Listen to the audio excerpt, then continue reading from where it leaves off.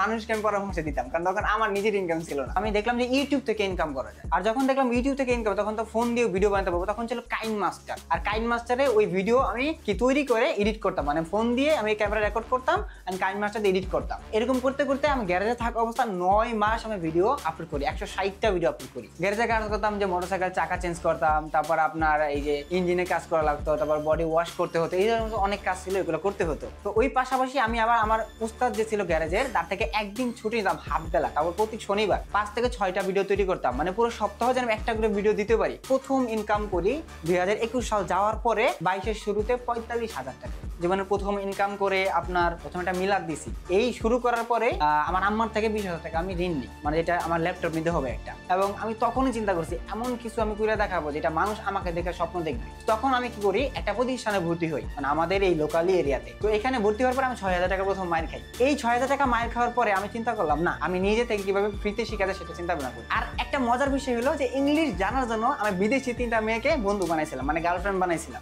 এই 3টা মেয়েকে গার্লফ্রেন্ড মানে কি করছে, একটা হলো ইউরোপের ইস্তোনিয়া দেশ, একটা হলো 2টা ফিলিপিন। তখন কি গুগল ট্রান্সলেট করে কথা বলতাম, মানে তার কথা গুগল ট্রান্সলেট করতাম, আমার কথা তারা গুগল ট্রান্সলেট করে দিতাম। তো এইভাবেই হয়তো কি আমার ইংলিশটা জানা হচ্ছে, ইংলিশটা বোঝা হচ্ছে। যদি সে কোনো ওয়ার্ড লিখতো না বুঝতাম, তাহলে গুগল ট্রান্সলেট করতাম, তাহলে বুঝে যেতাম ওই ওয়ার্ডের মানে কি। যখন দৈনন্দিন ওয়ার্ডগুলো আমি জেনে ফেলি, তখন তো বুঝি যে আমি ইংলিশটা সেন্টেন্স গুছিয়ে বলতে পারতেছি। তো ওইখান থেকে আমার ইংলিশ শেখা, আর ওই ইংলিশটা কাজে লাগিয়ে আমি ফ্রিল্যান্সিং এ সাকসেস হতে পারবো। প্রথম বায়ার পেতে আমার প্রায় 1.5 মাস লেগেছে। তখনই আমি প্রথম সপ্তাহে 8,000 টাকা ইনকাম করি, $70। ওই 8,000 টাকাই ছিল আমার জন্য বড় একটা কি বলতে পারেন খুশির একটা জিনিস, যে 8,000 টাকা ইউটিউব থেকে তো ইনকাম করছি, ওটা ইউটিউব থেকে।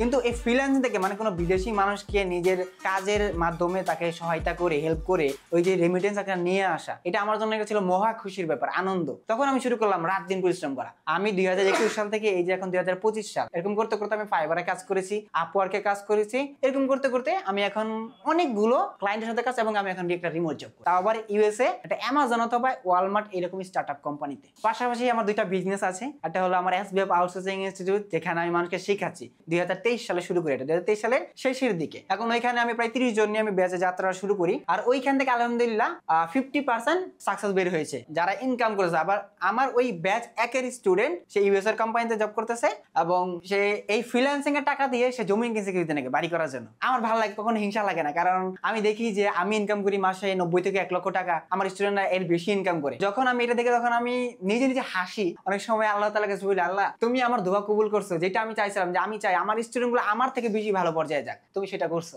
মেইনলি আমি যেই বিষয়ে আসলে এক্সপার্ট, সেটা হচ্ছে আপনার সোশ্যাল মিডিয়া মার্কেটিং, আর হচ্ছে ফেসবুক অ্যাডস, আর ইউটিউব ভিডিও অ্যাডস এবং গুগল অ্যাডস এর উপর। এই কাজগুলো আমি বেশিরভাগ করে থাকি।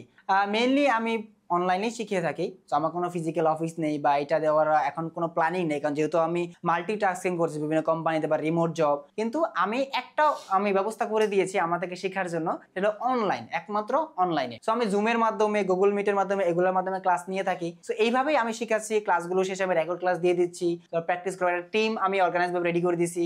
আমার অনুপস্থিত তারা যেন হেল্প পায়, সাপোর্ট পায়, বা কোনো প্রবলেম আটকে গেলে যেন সেটা সমাধান করে ফেলতে পারে। এবং আমি এইটাও সর্বোপরি সাপোর্ট দিচ্ছি যে ক্লায়েন্ট পেলে যারা ইংলিশ জানে না, তাদেরকে আমি নিজে মিটিং করে কাজ নিয়ে দিই। এইভাবে আমি আমার আগের স্টুডেন্টদেরকে নিয়ে দিচ্ছি, এর জন্যই তারা সাকসেস হয়েছে। এই পর্যন্ত প্রায় আমি 1100 স্টুডেন্টকে শিখেছি গত 2 বছরে, আলহামদুলিল্লাহ।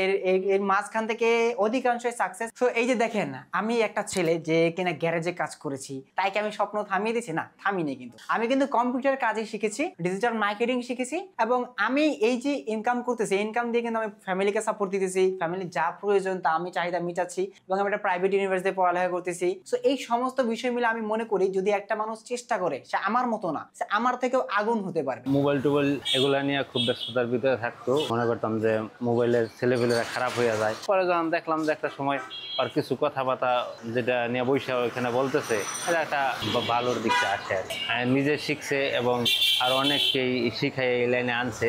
এটা দেখার পরে যেমন নিজের কাছে খুবই ভালো লাগে আর কি।